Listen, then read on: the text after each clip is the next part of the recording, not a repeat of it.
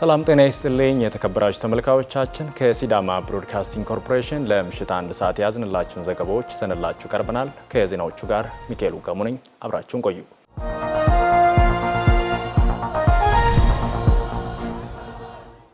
እውነትን የመግለጽና ብሔራዊ ጥቅምን ማስገንዘብ የመገናኛ ብዙሃን ኃላፊነት እንደሆነ የመንግስት ኮሚኒኬሽን አገልግሎት ባወጣው መግለጫ አስታወቀ። አገልግሎቱ ያወጣውን መግለጫ ሙሉ መልእክት ማረማይት ብጻተ እንደሚከተለው ታቀርበዋለች። መገናኛ ብዙሃን የዲሞክራሲ ስርዓት ግንባታ አስቻይ መሰረተ ልማት ናቸው። መገናኛ ብዙሃን በሚዛናዊነትና ገለልተኝነት የማገልገል ኃላፊነት ያለባቸው የዲሞክራሲ ተቋማት ናቸው። ኢትዮጵያም ይህንን መርህ በህገ መንግስቷ ያረጋገጠች ሀገር ናት። ይህ ማለት ግን መገናኛ ብዙሃን የሚሰሩበትን ሀገርና የሚያገለግሉትን ህዝብ ብሔራዊ ጥቅም አይመለከታቸውም ማለት አይደለም። ገለልተኝነታቸው ህጋዊ አሰራርን ከመጠበቅ ለአንድ ቡድን ወይም አካል የተለየ ውግንና ለማሳየት ከእውነት ጋር መቆም ማለት ነው። ገለልተኝነታቸው የሚረጋገጠውም አንድን እውነት መታየት ከሚገባው አንጻር በማየትና በመፈተሽ ሲገልጹ ነው። መገናኛ ብዙሃን እውነትን የመግለጽና ብሔራዊ ጥቅምን የማስገንዘብ ኃላፊነት አለባቸው። ከኢትዮጵያ ብሔራዊ ጥቅሞች አንዱ መሰረት ምርጫ ነው። ምርጫ የዲሞክራሲ ስርዓት የሚገነባበት፣ ሰላማዊ የስልጣን ሽግግር የሚደረግበት፣ የመንግስትና ህዝብ በፈቃድ ላይ የተመሰረተ ግንኙነት ጥልቅ መሰረት የሚይዝበት በመሆኑ መገናኛ ብዙሃን ይህንኑ ታሳቢ አድርገው መስራት ይጠበቅባቸዋል። የኢትዮጵያን ምርጫ ከኢትዮጵያ ህጋዊ ተቋማትና አሰራር አንጻር ማየትና ማሳየትም አለባቸው።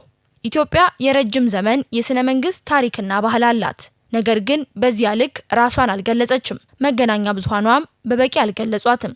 በዚህ ምክንያት ዓለም የራሱን መረዳት ተጠቅሞ ያለመገለጫዋ ሲገልጻት ኖሯል።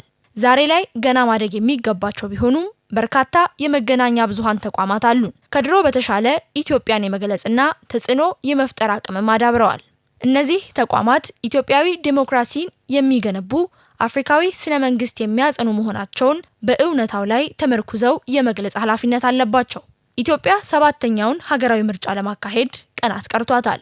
ኢትዮጵያውያንም ከ6ኛው ሀገራዊ ምርጫ ከተገነዘቡት ተቋማዊ የማስፈጸም አቅምና የዲሞክራሲ ልምምድ ተነስተው በድምጻቸው መንግስታቸውን ለመምረጥ በነቂስ ተመዝግበዋል። ለምርጫው ከ52 ሚሊዮን በላይ ኢትዮጵያውያን ድምጽ ለመስጠት የምርጫ ካርድ ወስደዋል። ይህም በዲሞክራሲ ስርዓት ግንባታ ቀጥተኛ ተሳትፎ ያደረገ ከፍተኛ የህዝብ ቁጥር ተደርጎ ሊወሰድ የሚችል ነው። ኢትዮጵያውያን ለቀጣዮቹ 5 ዓመታት ሀገራቸውን ቢመራ የበለጠ ወደ ከፍታ የሚያሸጋግራትን ፓርቲ ለመምረጥ የሚያስችላቸውን ቅድመ ዝግጅትም እያደረጉ ነው። በዜጎች የመምረጥ ውሳኔ ላይ መገናኛ ብዙሃን ያላቸው ሚና ከፍተኛ ነው። አማራጭ ሀሳቦችን ለህዝቡ በማድረስ ረገድ በኢትዮጵያ ብሔራዊ ምርጫ ቦርድ አሰራር መሰረት ለፖለቲካ ፓርቲዎች ከተመደበው የአየር ሰዓት ድልድል ባሻገር ተጨማሪ እድሎችን በማመቻቸት ህዝቡ በቂ መረጃ እንዲያገኝ መገናኛ ብዙሃኑ በትኩረት እየሰሩ ይገኛሉ።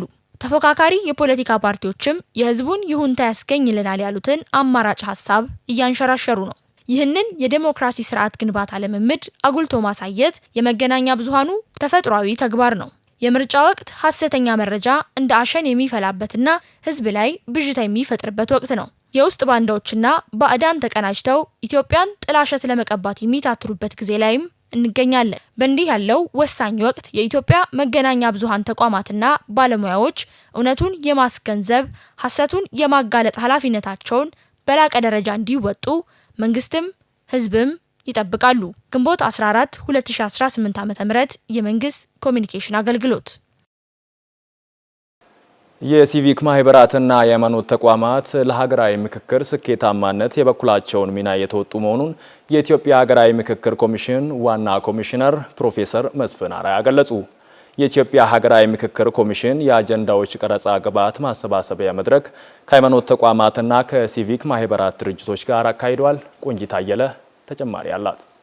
ኢትዮጵያ በታሪኳ ለመጀመሪያ ጊዜ የምታካሂደውና ሀገራዊ መግባባትን ለመፍጠር ትልቅ ተስፋ የተጣለበት የሀገራዊ ምክክር ሂደት እጅግ አበረታች ምዕራፍ ላይ መድረሱ ተገልጿል። የሀገራዊ ምክክር ኮሚሽን ዋና ኮሚሽነር ፕሮፌሰር መስፍን አርአያ በአዲስ አበባ ከተማ እየተካሄደ በሚገኘው የሃይማኖት ተቋማትና የሲቪል ማህበረሰብ ድርጅቶች አጀንዳ አቅርቦትና የግብዓት ማሰባሰቢያ መርሃ ግብር ላይ እንደገለጹት ባለፉት 4 ዓመታት በተከናወኑ መጠነ ሰፊ ስራዎች 93% የሚሆኑ ወረዳዎች፣ የከተማ አስተዳደሮች በአጀንዳ ማሰባሰብ ሂደት ተደራሽ ማድረግ ተችሏል ብለዋል። ይህ ስኬት ሂደቱ ምን ያህል አሳታፊ፣ ነጻ፣ ሁሉንም የህብረተሰብ ክፍል ያካተተ ለመሆኑ ማረጋገጫ ከመሆኑም በላይ ለቀጣዩ ታሪካዊ ምክክር ምዕራፍ እጅግ ጠንካራ መሰረት የጣለ አገራዊ ስኬት መሆኑም ተመላክቷል። ዋና ኮሚሽነሩ የኮሚሽኑን የ4 ዓመታት የስራ ቆይታ ዋና ክንውኖችና ውጤቶች ባብራሩበት ወቅት የትግራይ ክልልን ነባራዊ ሁኔታ አስመልክተው ማብራሪያ ሰጥተዋል። በክልሉ አስቻይ ምክክር ሂደት ለመፍጠር ከ22 ጊዜ በላይ ከክልሉ ርዕሰ መስተዳድርና ካቢኔ ጋር ጭምር ተደጋጋሚ ውይይቶች ቢደረጉም በተለያዩ ምክንያቶች ሂደቱን በቦታ ላይ ማሳካት ባለመቻሉ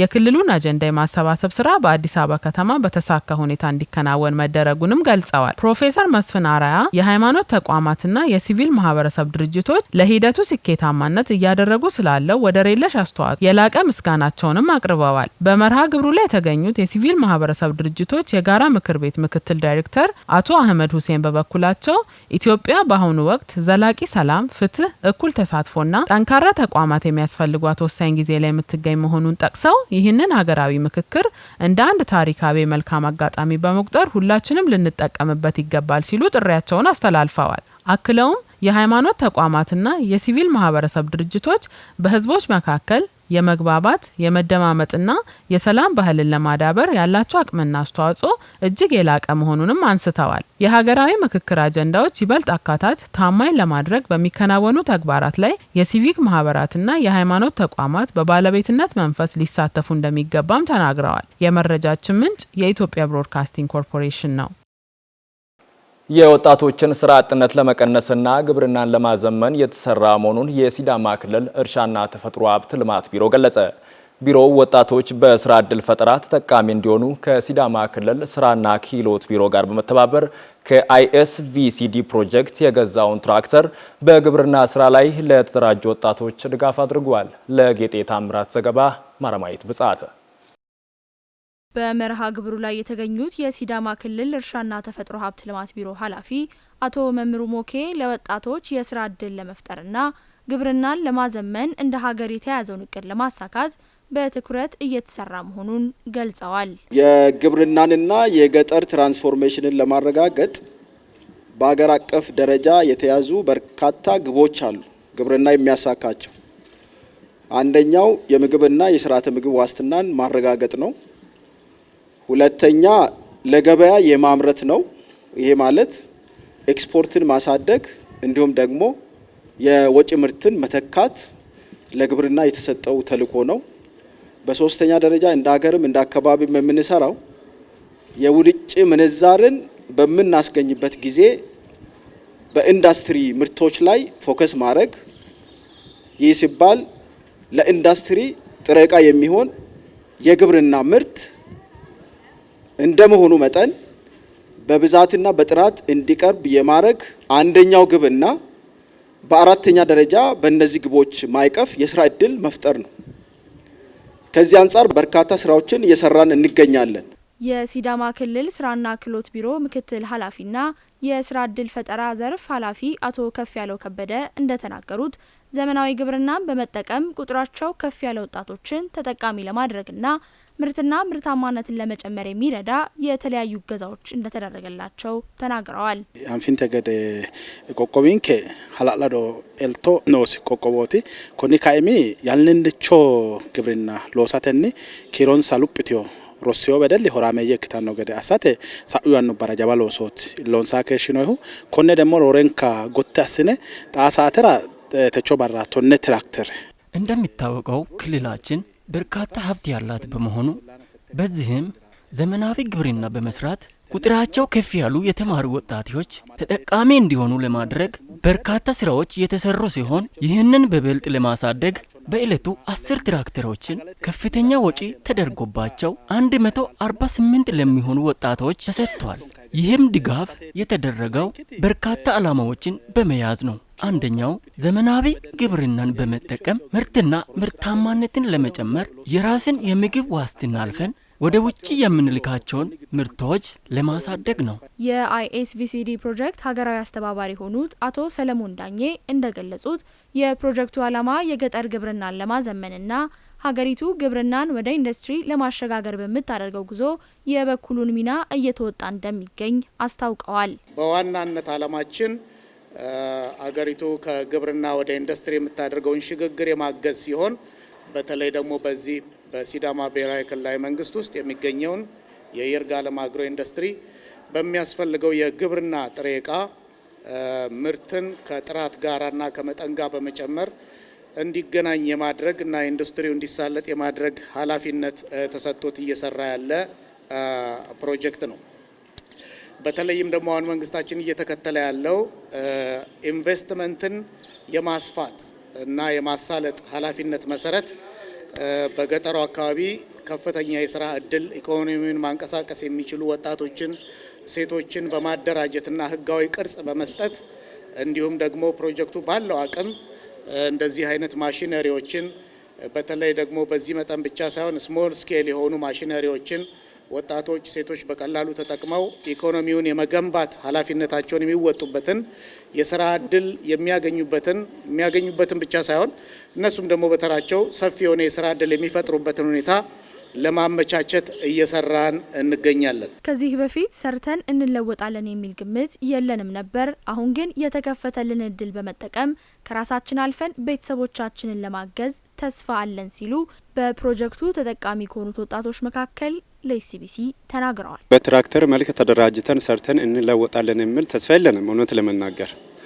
በተማረንበት ሙያ መስክ ሰርተን ራሳችንም እኔም ይሁን ቤተሰቦቻችንም እንለወጣለን የሚል ተስፋ ነው አለን። አሁን በእኛ ማህበር ውስጥ የተለያዩ ዲፓርትመንት የተመረቁ ብዙ ምሁራን ልጆች አሉ። ይሁን እንጂ ጊዜያቸው አይደለም በሙያቸው መስክ ሰርቶ እንዲለወጡ እና አንድ ባለራዕይ ወጣት ስራውን የየትኛውንም ስራ ወዶ መስራትና ለውጥ ለማምጣት ነው ዋናው ነገርና የየትኛውንም ስራ ቢሆን ሰርተን እንለወጣለን። እኛንም ይሁን ቤተሰቦቻችንም ለመለወጥ የየትኛውንም ስራ ይሁን ማንንም እኛን የሚያስለውጠን ብቻ ከሆነ የትኛውም ስራ እንሰራለን በሚል ተስፋ ነው አለን እና ብቻ እንሰራለን እንለውጣለን የሚል እምነት ነው አለን። ተማሪዎች በወጡ ላይንና ዘርፍ ብቻ ስራ መፈለግ ሳይሆን እና መስራት ሳይሆን በቃ በተገኘባቸው ስራዎች ማከል ወጥቶ ያገኙትን እድል ተጠቅሞ እንዲሰሩና ተጠቃሚ እንዲሆኑ እኔ መልእክትን አስተላልፋለሁ። በይርጋለም የተቀናጀ የግብርና ኢንዱስትሪ ፓርክ ለአካባቢው ማህበረሰብና ለሀገር እድገት ትልቅ አስተዋጽኦ እያበረከተ እንደሚገኝ ተገለጸ። በይርጋለም የተቀናጀ የግብርና ኢንዱስትሪ ፓርክ ውስጥ በአዲስ የኢንቨስትመንት ዘርፍ የተገነቡ 2 ዘመናዊ ፋብሪካዎች በዛሬው ዕለት በይፋ ተመርቀዋል። አዳኔ ሻለሙ ያዘጋጀውን ዘገባ ናርዶስ አየለ እንደሚከተለው ታቀርበዋለች። በምረቃ ስነ ስርዓቱ ላይ የክልሉ እርሻና ተፈጥሮ ሀብት ልማት ቢሮ ኃላፊ አቶ መምህሩ ሞኬ ፋብሪካዎቹ የአካባቢውን የግብርና ምርቶች እሴት በመጨመር በተጨማሪም ፓርኩ የክልሉን የአግሮ ኢንዱስትሪ ልማትን ለማፋጠንና የወጣቶችን የስራ እድል ለመፍጠር ከፍተኛ ሚና እየተጫወተ መሆኑን አስታውቀዋል። አሁን ላይ ትልቁን ድርሻ ይዞ ያለው የግብርና በጥሬው ኤክስፖርት የሚደረግ ምርት እሴት ተጨምሮበት ወደ ኢንዱስትሪ ወይም ወደ ማኑፋክቸሪንግ ተቀይሮ ፕሮሰስ ተደርጎ ለዓለም ገበያ ማቅረብ የተቀመጠውን ግብ የሚያሳካ ከመሆኑ ጋር ተያይዞ የአግሮ ኢንዱስትሪ ፓርኮች እጅግ በጣም ወሳኝ ናቸው። እንደ ሲዳማ ክልል ከዚህ አንጻር ትልቅ እድል አለን። ይህ ፓርክ በአጠቃላይ ከ294 ሄክታር በላይ በመያዝ የተለያዩ ካምፓኒዎች ገብተው እንዲያለሙ የምናደርግ ከሆነ ከፍተኛ ሚናውን ይወጣል። እንደ ክልልም ከፍተኛ እድል አለን ብለን እናምናለን። የሲዳማ ክልል ኢንዱስትሪ ልማት ቢሮ ኃላፊ አቶ አሻግሬ ጀንበሬ ከለውጡ ወዲህ ለኢንቨስትመንት በተሰጠው ልዩ ትኩረት ውጤት እየመጣ መሆኑን ገልጸው የይርጋለም የተቀናጀ የግብርና ኢንዱስትሪ ፓርክ ለአካባቢው ማህበረሰብና ለሀገር ኢኮኖሚ እድገት ትልቅ ሚና እንዳለው አብራርተዋል። የሀገራችን ኢኮኖሚ መዋቅራዊ ለውጥ በማረጋገጥ የግብርና ምርትን ማቀነባበር ወሳኝ በመሆኑ ከተሰጡት ትኩረት አኳያ አንዱ የኛ ኢንዱስትሪ ፓርክ ነው። የይርጋለም የተቀናጀ ኢንዱስትሪ ፓርክ ነው። በዚህ ፓርክ ባለፉት ዓመታት ብዙ ስራዎች ሲሰሩ ነው የቆየው። ይሄ ስራ የአርሶ አደራችንን ህይወት የቀየረ የአካባቢያችንንም ማህበረሰብ የኢኮኖሚ ተጠቃሚ ያደረገ አካባቢውንም በተለያየ መልኩ የቀየረና ለውጥ ያመጣ ብሎም ደግሞ የሀገራችንን የኢኮኖሚ መዋቅራዊ ሽግግር ሊያሳልጥ በሚችል መልኩ የውጭ ምንዛሪን ማክሲማይዝ በማድረግና ተኪ ምርቶችን በማምረት ጉልህ ሚና እየተጫወተ ነው የቆየው። የክልሉ የኢንዱስትሪ ፓርኮች ኮርፖሬሽን ዋና ስራ አስኪያጅ አቶ ኃይሉ የትራ በበኩላቸው ፓርኩ ዓለም አቀፍ የምርት ጥራትን የሚያሟላ መሰረተ ልማት እንደገነባ ጠቅሰው ኤፒኤክስ ማኒፋክቸሪንግ ፒኤልሲ ሙዝ ማቀነባበሪያና ሚሚል ኮፊ ፕሮሰሲንግ ፒኤልሲ አዳዲሶቹ ፋብሪካዎች በቀጣይ ለበርካታ ዜጎች ቋሚና ጊዜያዊ የስራ ዕድል ከመፍጠራቸውም በላይ የአካባቢውን የምርት ሰንሰለት በማጠናከር ለኢኮኖሚ እድገት የጎላ አስተዋጽኦ ያበረክታል ብለዋል። በአንድ አቮካዶ አምራች ኩባንያ ስራ የጀመረው ይህ ኢንዱስትሪ ፓርክ የፕሮጀክቶቹን ቁጥር ዛሬ ላይ ወደ 34 አድርሷል። በስራ ላይ ያሉ 10 የሆኑት ደግሞ ወደ ምርት ማምረት እንዲሸጋገሩም አድርጓል። ለስራ ዕድል ፈጠራ፣ ለግብርናው ዘርፍ እድገት፣ ለቴክኖሎጂ እውቀት ሽግግር፣ ለአገልግሎት ዘርፍ መቀላጠፍ፣ ለውጭ ምንዛሪ ግኝት፣ ለተኪ ምርት ወዘተ ይህ ትልቅ ትርጉም ያለው ነው። ባለፉት 5 ዓመታት ተኩል ውስጥ በፓርኩ ቅድም እንደተጠቀሰው በአቮካዶ ብቻ ወደ 83,000 ቶን አቮካዶ እንደዚሁም ደግሞ በወተት 1440 ቶን ጥሬ ወተት በጠቅላላ በአቮካዶ 4500 ቶን አቮካዶ ዘይት ኤክስፖርት በማድረግ 27 ሚሊዮን የአሜሪካ ዶላር ኤክስፖርት አስተዋጽኦ ያደረገ ሲሆን 4220 ቶን የተቀነባበረ ወተት ለሀገር ውስጥ ገበያ አቅርቦ በወተት ብቻ 8.1 ሚሊዮን የአሜሪካ ዶላር ተኪ ምርት ወይም ሳብስቲዩት አድርጓል። በሌላ በኩል በቡናና በሙዝ ማቀነባበር ላይ ያሉ ኩባንያዎች ዛሬ ላይ ተመርቆ እንዳያችሁት ወደ ስራ ገብተዋል። ይህ ደግሞ ለፓርኩ ቀጣይ እድገት ወሳኝ ሚና የሚጫወት ይሆናል። በዕለቱ ከቅርብ ጊዜ ወዲህ ወደ ስራ ለገቡ ኩባንያዎች እውቅና በመስጠትም ጉብኝት ተደርጓል። ግንቦት 24 በሚካሄደው ጠቅላላ ምርጫ ላይ ከ32000 በላይ የሚሆኑ ወጣቶች በታዛቢነት እንደሚሳተፉ የኢትዮጵያ ወጣቶች ፌዴሬሽን አስታወቀ። በሲዳማ ክልል ደረጃ ደግሞ ከ300 በላይ የሚሆኑ ወጣቶች በምርጫ ታዛቢነት የሚሰማሩ ሲሆን ለታዛቢዎች ቅድመ ማብራሪያና የታዛቢነት መለያ ተሰጥቷቸዋል። ጀማል ዩሱፍ ግንቦት 24 2018 ዓመተ ምህረት ኢትዮጵያ ጠቅላላ ምርጫ ታደርጋለች። በዚህ ምርጫ ለመሳተፍ ሚሊዮኖች የምርጫ ካርድ በመውሰድ የምርጫውን ዕለት በመጠባበቅ ላይ ይገኛሉ። የምርጫውን ዲሞክራሲያዊነት ለመታዘብም የተለያዩ ሲቪክ ማህበራት ቅድመ ሁኔታዎችን በማሟላት የታዛቢነት ሚናቸውን ለመወጣትም ተዘጋጅተዋል። የኢትዮጵያ ወጣቶች ፌዴሬሽን ይህን ምርጫ ከሚታዘቡ ሲቪክ ማህበራት መካከል አንዱ ነው። ለዚህም የሚሆን ዝግጅቱን መጨረሱን ፌዴሬሽኑ ይገልጻል። የፌዴሬሽኑ ዓለም አቀፍ ግንኙነት ዳይሬክተር አሌክሳንደር ንጉሴ መጪው ምርጫ ደረጃውን የጠበቀ ይሆን ዘንድ ፌዴሬሽኑ ሀገራዊ ግዴታውን ለመወጣት መዘጋጀቱን ይገልጻል። የኢትዮጵያ ወጣቶች ፌዴሬሽን ከዚህ ቀደም በሶስቱ ሀገራዊ ምርጫዎች ላይ ብዙ ተሞክሮ ነበረው። ያንን ተሞክሮ በመቀመር በዚህኛው በሰባተኛው ሀገራዊ ምርጫ ትልቅ የተባሉ ሁነቶችን ሰርቷል። አንደኛው ለ30 ሚሊዮን ህዝብ ቮተር ኤዱኬሽንን መስጠት ስልጠና ማስተማር ምርጫን በተመለከተ፣ ሁለተኛው 25 ሚሊዮን በላይ ወጣቶችን ካርድ እንዲያወጡ በማድረግ ከዛ በላይ ደግሞ እንደ ሀገር በዚህኛው የሰባተኛው ምርጫ ዘመን ላይ ታዛቢዎችን ከውጭ አታመጣም። በሀገር ውስጥ በራሷ ነው የምትታዘበውና ያንን ጉድለት የመሙላት ስራ ሰርተናል። ከዚህም አንደኛውና ትልቁ ከ32000 በላይ ወጣቶችን በመላው ኢትዮጵያ በሁሉም የምርጫ ጣቢያዎች ላይ ታዛቢ አድርገን አሰማርተናል። ስኬታማ ምርጫ የአንዲት ሀገር ሁለንተናዊ እሳቤ መጎልበት ማሳያ ነው ያለው ወጣት አሌክሳንደር በኢትዮጵያም ያለው መልካም ጅማሮ ተጠናክሮ እንዲቀጥል ሁሉም በጋራ መስራት አለበት ብለዋል። በዚህ ምርጫ ከ32000 በላይ ወጣቶች በታዛቢነት ይሳተፋሉም በማለት በምርጫው ጊዜ ወይም በእለቱ ሰዎች በሚመርጡ ጊዜ የሚኖራቸውን ሚና ወይም አካባቢው ላይ የሚፈጠሩ ነገሮችን መመልከት ነው። ወጣት ታዛቢዎች በዚህ ውስጥ የተሰጣቸው ኃላፊነት ምንድነው? እየተሰራ ያለውን ነገር ማየት፣ መታዘብ። በዚህ በሚታዘቡበት ውስጥ ምንም አይነት ለማይመለከታቸው አካላቶች መልእክት ባለማስተላለፍ በመዋቅር ለተዘጋጀው ተቋም በማስተላለፍ ምርጫውን ሰላማዊ ተአማኒ እንዲሆን የማድረግ ስራ መስራት ነው። መታዘብ ማለት በሌላኛው ወገን የምናይበት ትልቁ ነገር ምንድነው? ሀገር የደረሰችበትን ነገር ሀገር ያለችበትን ቁመና ማሳየት ነው።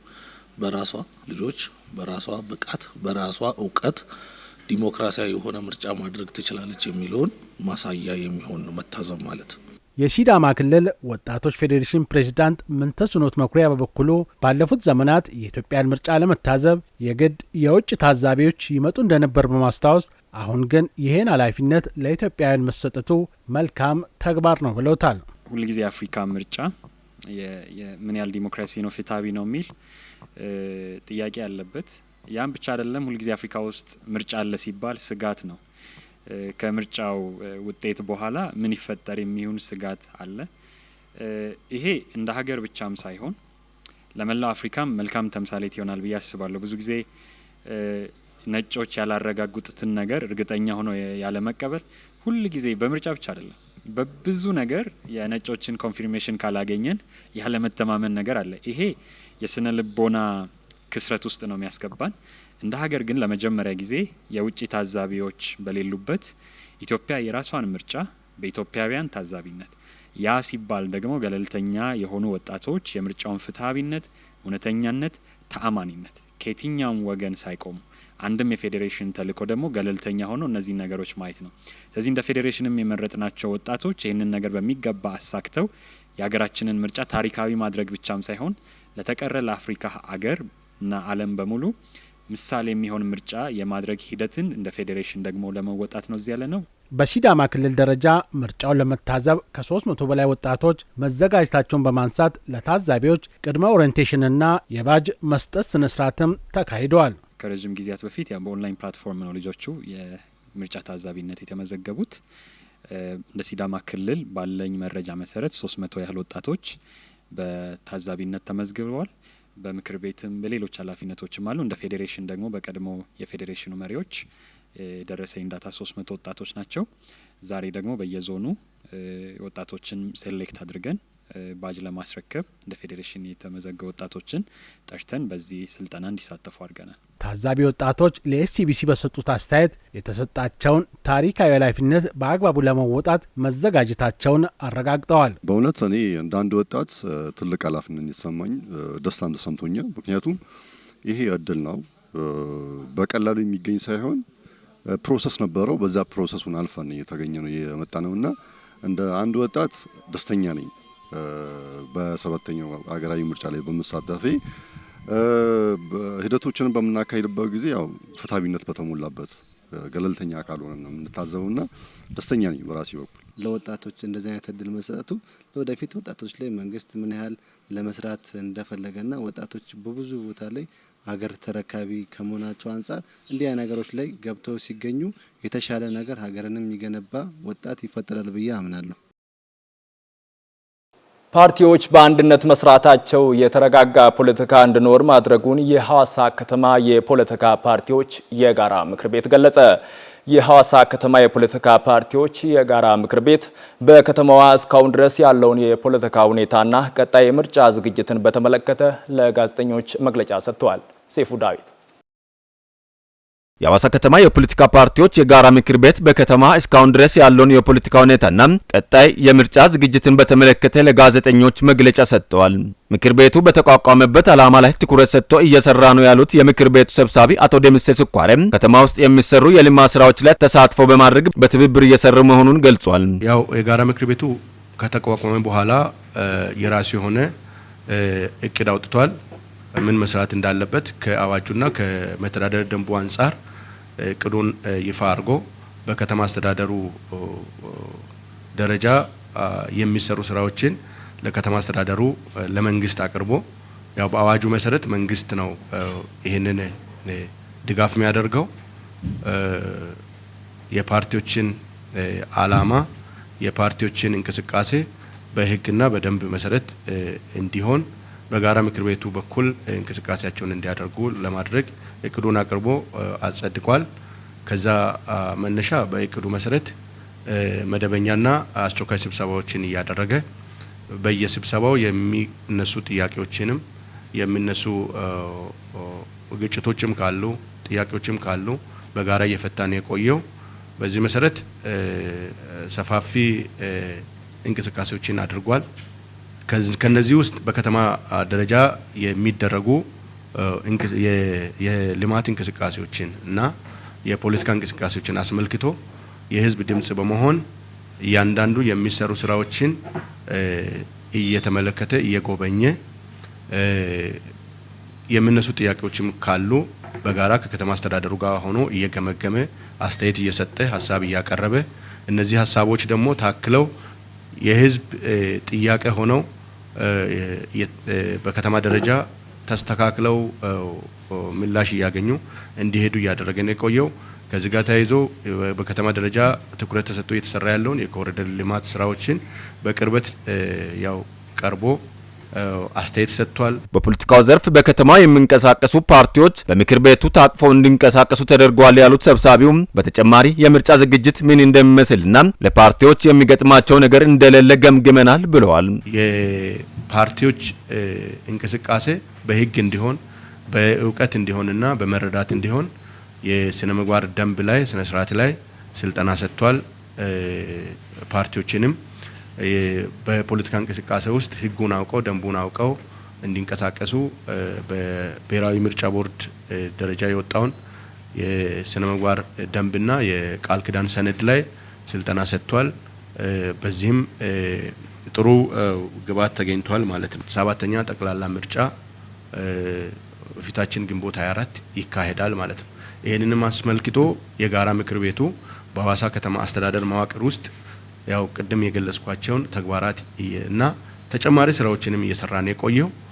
ነገር ግን ምርጫውን አስመልክቶ ምህዳሩ ምን ይመስላል፣ ፓርቲዎች ሀሳባቸው ምንድነው፣ የሚገጥማቸው ችግር ምንድነው፣ ቅስቀሳ ሲያደርጉ የደረሰባቸው ችግርም ካለ እየተከታተለ ስብሰባ ሲያደርጉ ስብሰባ የሚያደርጉበት በአዋጅ የተሰጣቸውን ስልጣን ተጠቅመው መብት ተጠቅመው እንዲሰበሰቡ የሚያደርግ አካሄድ እንዳለ እየተከታተለ በግልባጭ ደብዳቤ እየደረሰው እነዚህን እያደረገ ነው የቆየው። በሁሉም መስክ የተረጋገጠ ያለውን ለውጥ ያስቀጥላል ብለው የሚያምኑትን ፓርቲ ለመምረጥ መዘጋጀታቸውን የሻፋሞ ወረዳ የብልጽግና ፓርቲ ደጋፊዎች ተናገሩ። በወረዳው ለ7ኛ ሀገራዊ ምርጫ ብልጽግና ፓርቲ ያዘጋጀው የድጋፍ ሰልፍ ተካሂዷል። ብሩክታይት ብርሃኑ ዝርዝር አላት።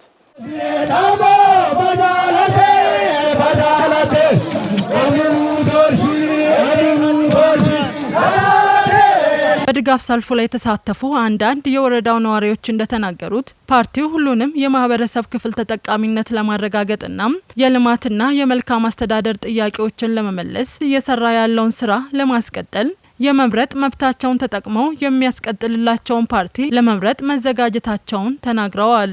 የሻፋሞ ወረዳ አስተዳደር ዋና አስተዳዳሪ አቶ አበባ አርጊሶም የሲዳማ ሕዝብ ለዘመናት በቋንቋ በባህሉ በእሴቱና ባለው ነገር እንዲሸማቀቅ ተደርጎ መቆየቱ የሚታወስ መሆኑን አንስተውም ለዚህም እስከ ደም መስዋዕትነት ድረስ የሄደ ትግል ማድረጋቸውን አስታውሰዋል። ይህንን የነጻነት ጥያቄ በዲሞክራሲያዊ መንገድ በመመለስ የብልጽግና ፓርቲ ለሲዳማ ሕዝብ ባለውለታ መሆኑንም ገልጸዋል። የማዕከላዊ ሲዳማ ዞን ምክትል አስተዳዳሪና የእርሻና ተፈጥሮ ሀብት ልማት መምሪያ ኃላፊ አቶ አለሙ አለምቦም የብልጽግና ፓርቲ ሰው ተኮር የሆነ አካሄድ ያለው ፓርቲ በመሆኑም የትኛውንም ነገር ከሰው ጋር አስልቶ የሚንቀሳቀስ ፓርቲ ነው ብለዋል። የልማትና የመልካም አስተዳደር ጥያቄዎች ላይም ልዩ ትኩረት ሰጥቶ እየሰራ መቆየቱን አስታውሰውም እንደ ሀገር ከውጭ እጅ ጠባቂነት ወጥተን በምግብ ራሳችንን የምንችልበት ሁኔታ ላይም ሰፋፊ ስራዎች እየተሰሩ እንደሚገኙ አንስተዋል።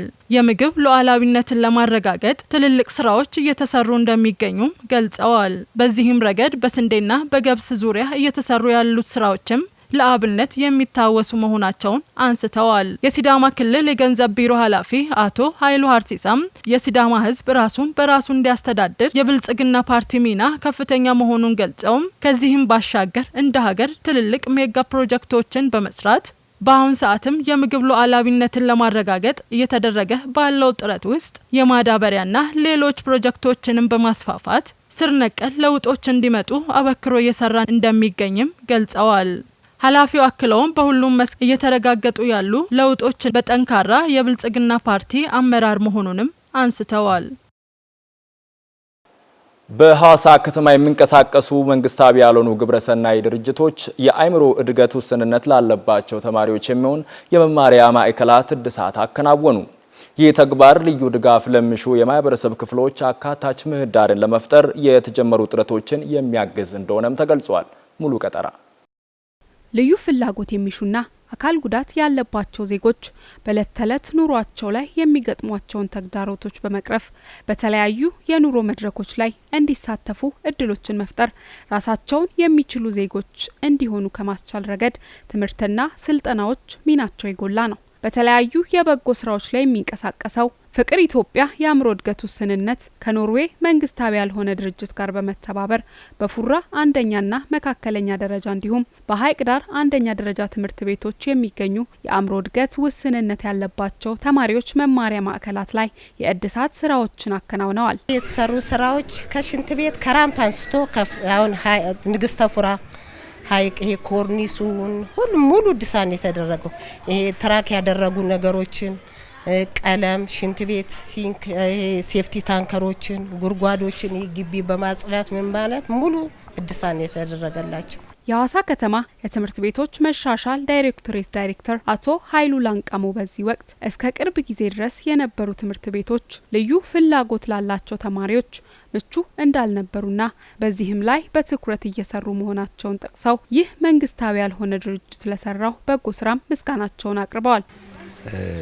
ከዚህ ስራ ጋር ተያይዞ ተማሪ በየትምህርት ቤቱ በሚታይበት ጊዜ ሁሉም ትምህርት ቤቶች ማለት በሚቻል ደረጃ እስከ ቅርብ ጊዜ ድረስ የነበሩ የትምህርት ቤቶቹ ግንባታ እንኳን በምናይበት ጊዜ ራምፕ ተሰርቶላቸው እንደገናም ደግሞ ከጉዳት ጋር የሚንቀሳቀሱ ተማሪዎች ልዩ ፍላጎት የሚታይባቸው ተማሪዎች እንደፈለጉ ሆኖ መማር የሚችሉበት እድሎች በጣም ጠባብ የሆኑባቸው፣ በተመሳሳይ ደግሞ ወደ ሽንት ቤትም በሚሄዱበት ጊዜ ራምፕ የሌላቸው ሽንት ቤቶች መውጣት የማይችሉባቸው የተሰሩ ራምፖችም ራሳቸው ሌላ ራምፕ የሚያስፈልጋቸው ሆኖ ተራራ ሆኖ የሚገኙባቸው ሁኔታዎች ናቸው የነበሩትና ከዛ አንጻር ማህበረሰቡ የመንግስት አጋዥ ሊሆን ይገባል፣ መንግስታዊ ያልሆኑ ድርጅቶች ማህበራት መንግስትን ሊያግዙ ይገባል የሚለውን ወስዶ ይህንን ስራ አግዘው ራምፑን እንደፈለጉ ሆኖ መግባት የሚችሉበትን አድርጎ ሰርቶ ሽንት ቤትም በተመሳሳይ ራምፕ እንዲኖረው አድርጎ ሽንት ቤትም የሰሩበት መንገድ በጥንካሬ የወሰድንበት ነው። ከዚህ አንጻር ደግሞ ይሄ አንዱ የመንግስትን ሸክም የማቅለሉን ስራ የመንግስትን ሸክም እነሱም እኛም ይመለከተናል በሚል ስሜት ወስዶ የሰሩበትን ፕሮጀክቱን እንደ ከተማ አስተዳደር እንደ ትምህርት መምሪያም ልናመሰግናቸው ፈልጋለሁ። በማዕከላቱ ልዩ ፍላጎት የሚሹ በርካታ ተማሪዎች እንደሚገኙ የገለጹት የአእምሮ እድገት ውስንነት ያለባቸው ተማሪዎች መምህርት ቤተልሔም ኡመር በበኩላቸው አሁንም ድረስ በትምህርት ሂደቱ ላይ ትኩረት የሚሹና እንቅፋት የሚሆኑ ጉዳዮች እንዳሉ ጠቁመው በመሆኑም መንግስትና ባለድርሻ አካላት ለጉዳዩ ትኩረት ሰጥተው አበክረው እንዲሰሩ ጥሪ አቅርበዋል። እዚህ ትምህርት ቤታችን ውስጥ በርካታ የልዩ ፍላጎት ያላቸው ተማሪዎች በርካታ ተማሪዎች ናቸው ያሉት። ከተግዳሮትም አንጻር የአእምሮ እድገት ውስንነት ወይም ኢንቴሌክቹዋል ዲሳብልድ የሆኑ የማየት ፓርሻል ማየት የተሳናቸው ተማሪዎች፣ መስማት የተሳናቸው ወይም ዴፍ የምንላቸው በርካታ ተማሪዎችን ወደ 125 ተማሪዎች በትምህርት ቤታችን ውስጥ ይደገፋሉ። ይህንን እድል ዛሬ የሚያመቻችልን ፍቅር ኢትዮጵያ የአእምሮ እድገት ውስንነት ከኖርዌይ ነን ገቨርንመንታል ኦርጋናይዜሽን ጋር በጋራ በመተባበር ነው ድጋፍ እያደረገልን ያለው። ስለዚህ ይህ ድርጅት ወደፊትም አብሮን ከሰራ እኛ እንደ ሀሳብ ማቅረብ እንፈልገው ሙያዊ ድጋፎችን፣ ክህሎቶችን እየተማሩልን ልጆቹ በዚሁ ተጨማሪ ደግሞ የወላጆች በርካታ ችግሮች አሉ። ሌሎችም ተማሪዎች አሁን እዚህ ክፍል ውስጥ ወደ 60 ምናምን የሚጠጉ ተማሪዎች ነበሩ ከዚህ በፊት። አሁን ላይ እየቀነሰ እየመጣ ወደ 30 ምናምን ተማሪዎች ናቸው ያሉን። በይሄም ዋነኛ ችግሩ ምንድነው? ትምህርት ቤቱ ላይ ምገባ የለም። እነዚህ ልጆች ከቤት ከማህበረሰቡ ሲወጡ ትራንስፖርቴሽን ያስፈልጋቸዋል። ምገባ ከቤት ምንም ምግቦችን ሳይበሉ የሚመጡበት አግባብ ነው ያለው። እንዲሁም ደግሞ ቀጣይ ህይወታቸውን ቀጣይ እንዲያደርግ ሰስተነብል እንዲያደርጉና ቀጣይ ላይ ራሳቸውን ችለው ኢንካም ጀነሬት የሚያደርጉበት ኢንቫይሮንመንት ቢመቻችላቸው ቮኬሽናል ላይ ቢሰራ የእድሉ ተጠቃሚ ልጆችና ወላጆችም ትምህርትና ስልጠናዎቹ የጎላ ሚና እንዳላቸው ጠቅሰው መሰል ሁኔታ ውስጥ ያሉ ልጆች ያሏቸው ወላጆች ልጆቻቸውን ወደ ውጭ በማውጣት የተፈጠረውን እድል እንዲጠቀሙ አሳስበዋል። እንደ ማንኛውም ሰው መሆን ይችላሉ። ልዩነቱ ምንድነው? ሌላው ፈጥኖም ያለቀውን ነገር አካኮታተኞች ዝቀት ይላሉ። እሱ ብቻ ነው እንጂ ልዩነቱ ማለቅ ይችላሉ። አሁን ሙያ ክፍል ገብታችሁ ብታዩ አይችሉም እየተባሉ ልጆች የሚሰሉትን ነገር ብታዩ እነሱ ሳይሆኑ ሌላ ሰው እየሰላው ነው የሚመስል። ወደፊት ለፊት ባመጣናቸው ቁጥር ሞር ተጠቃሚ ነን ብዬ አስባለሁ። እንደ ወላጅ ቤት የቀሩ ይሄንን እድል ያላገኙ አሉ እና በቀን በቀን በየአመቱ በጣም አበረታች ለውጥ አላቸው። የተወደዳችሁና የተከበራችሁ ተመልካቾቻችን ከሲዳማ ብሮድካስቲንግ ኮርፖሬሽን ለምሽት 1 ሰዓት ያዝንላችሁ ዘገባዎች የተከታተላችሁትን ይመስሉ ነበር። ዜናውን ወደ እናንተ በማድረስ እኔ ሚካኤል ጋሞ ከመላው የስቱዲዮ ባለሙያዎች ጋር በጋራ በመሆን ነበር። ዜናው አበቃ። ሰላም።